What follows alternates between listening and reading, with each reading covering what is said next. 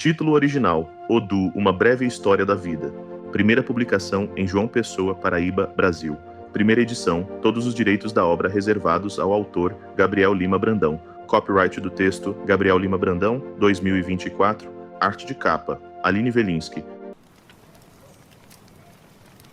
Terceiro capítulo, Fogo. Quando ultrapassou a penúltima encruzilhada, Zoé ouviu um grito e um leve zumbido no ouvido. Logo após, viu o voar dos pássaros das árvores da entrada do parque. Olhando ao redor, não notou nada de diferente. Desacelerou sua bicicleta, visto que estava quase em frente ao portal de entrada do parque. Olhou ao redor para entender de onde vinha aquele som. Porém, todos ao redor continuavam a seguir como se nada tivesse acontecido. Pensou que esse som vinha de mais alguma lembrança indesejável da sua infância.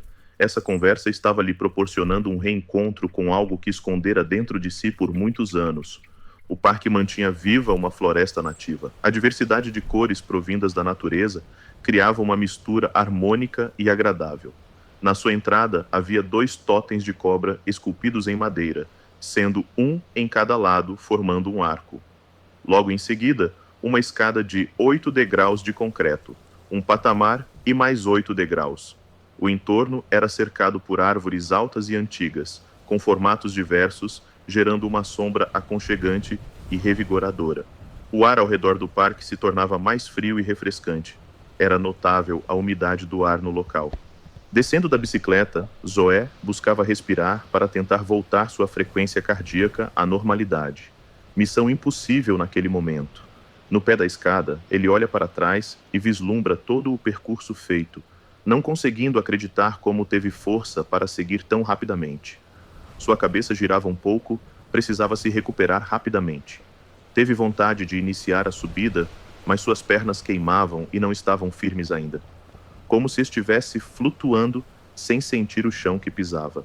O parque, parecendo entender a fadiga de Zoé, sopra um vento revigorante com o som das diversas folhas arpejadas, parecendo chocalhos e silenciando sua mente por alguns instantes.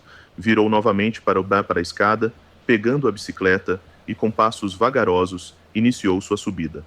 À medida que avançava, os sons dos carros e os demais barulhos de uma cidade grande eram abafados pelos sons das folhas que sibilavam. Na metade da escada já era possível visualizar o banco verde onde foi marcado o encontro. Zoé percebe que, estranhamente, o parque estava vazio e que Amanda ainda não havia chegado. Sentiu-se um pouco mais aliviado, na verdade, porque teria um pouco mais de tempo para secar o suor do corpo e refletir um pouco mais como iria iniciar sua conversa. Sem perder tempo, tomou o último fôlego para vencer o desafio de subir o último lance da escada.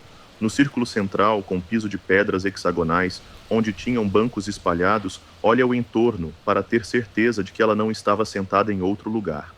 O acesso por onde entrou mal dava para ver a avenida devido às árvores que escondiam o horizonte. Cercado de verde, flores e outros elementos do bosque, sentia-se em um espaço isolado do mundo.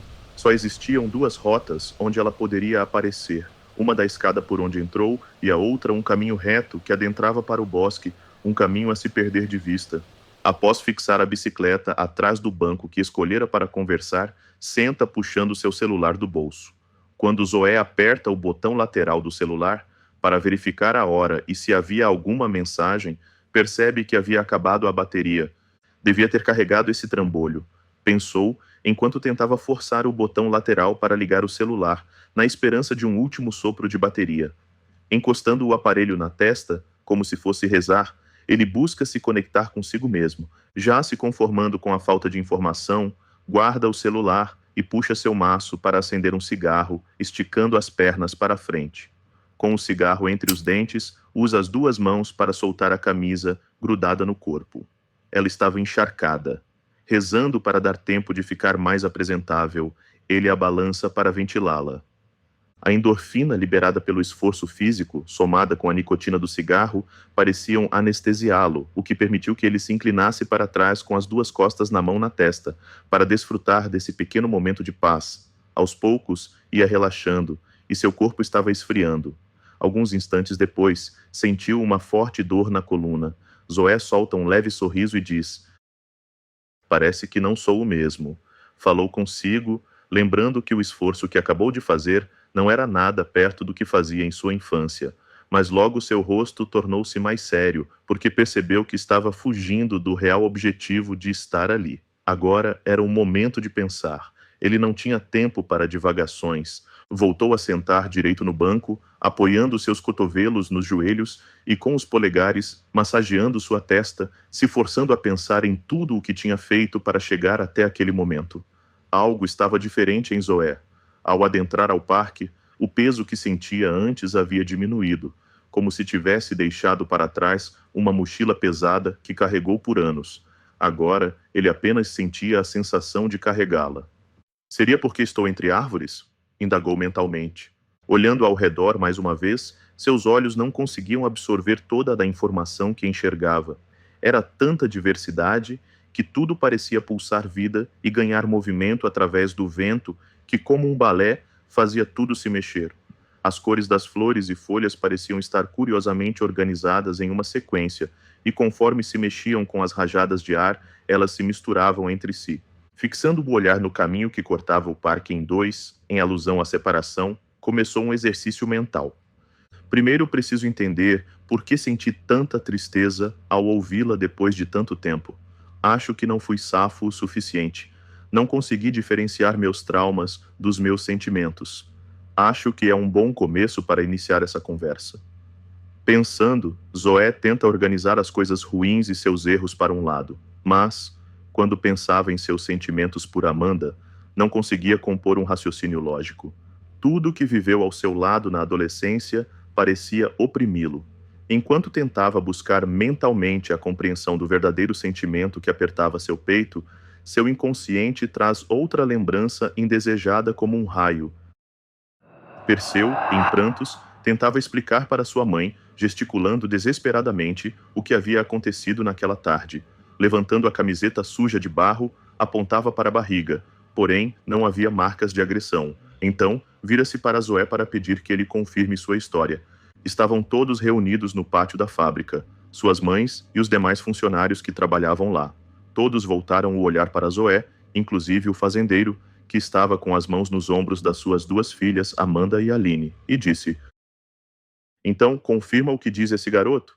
Pergunta o fazendeiro, num tom passivo, mas ameaçador. Perseu grita seu nome na esperança de despertar seu amigo. Mas, paralisado pelo medo, não reage. Sabia que, por mais que falasse algo, nada seria resolvido.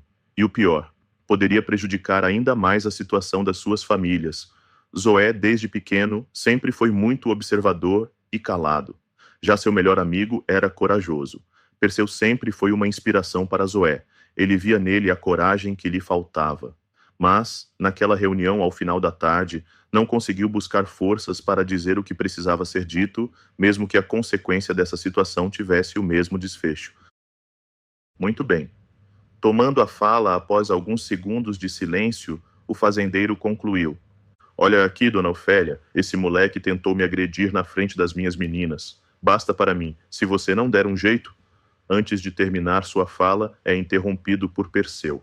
"Mentiroso!" Seu grito ecoou na fábrica. Nesse momento, sua mãe ajoelhou-se para ficar na altura dos olhos de Perseu e, com um leve sorriso, buscou confortar seu filho. Ela sabia que ele não estava mentindo. Após um abraço e um leve sussurro em seu ouvido, disse: "Está tudo bem, meu filho. Coragem, lembre-se disso." Em seguida, levanta-se e vira para o fazendeiro, que era quase o dobro do seu tamanho. "Você ia dizendo para eu dar um jeito em Perseu." Com um tom firme e um semblante sério, concluiu: "Vos digo que não vou." "Muito bem, Ofélia. Escutem aqui."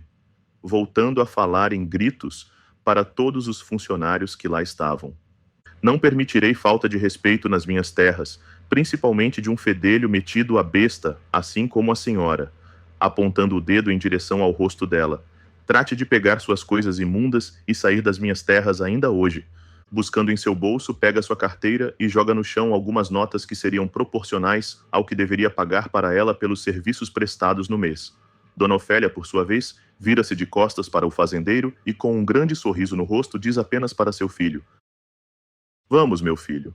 Pegando em sua mão e ignorando o dinheiro no chão: Zoé assistiu mãe e filho passarem pelo grande portão de aço da entrada do galpão, sumindo aos poucos devido à forte luz do final da tarde em tons de laranja e roxo. Uma lágrima escorre no rosto de Zoé, que já estava acendendo um outro cigarro. Parecia não mais sentir o saciar da nicotina. Tudo que passava em sua mente era com um filme. De alguma forma, percebia que cada vez que se lembrava de um pequeno momento, sentia algo estranho se transformando dentro de si. Seu passado nunca tinha vindo à tona como hoje, e por mais que tentasse se desvencilhar das memórias, elas pareciam retorná-lo para o passado com cada vez mais força.